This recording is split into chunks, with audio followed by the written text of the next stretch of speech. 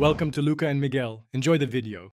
You start by confirming the game and DLC are current because mismatches block leaderboard data. Next, join your crew session and open the Motorfest hub so the event registers you. Once in the hub, select the specific Motorfest challenge and verify vehicle eligibility. This ensures your runs count toward the dashboard. If your crew size or car class is wrong, the system won't track you, so correct those immediately before beginning timed runs. You now execute the core runs. Follow the event sequence and finish heats and time trials exactly as required, because the dashboard aggregates only completed segments. Make sure crew tagging is active and your in-game driver name matches crew records so entries link properly. Also enable replay or telemetry export during runs. This gives you raw timestamps and splits that the dashboard pulls if automatic sync fails. Once done, wait for server processing before checking the dashboard.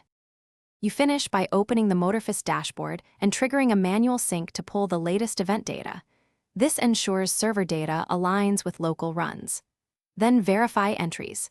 Check timestamps, split times, and crew ranking panels to confirm your figures appear. If numbers are missing or wrong, clear the game cache, relog to the crew session, and reupload the saved telemetry or replay. This usually forces reconciliation. One key troubleshooting tip: reuploading the replay often restores missing dashboard entries. Thanks for watching and please subscribe. It's the best investment you'll ever make.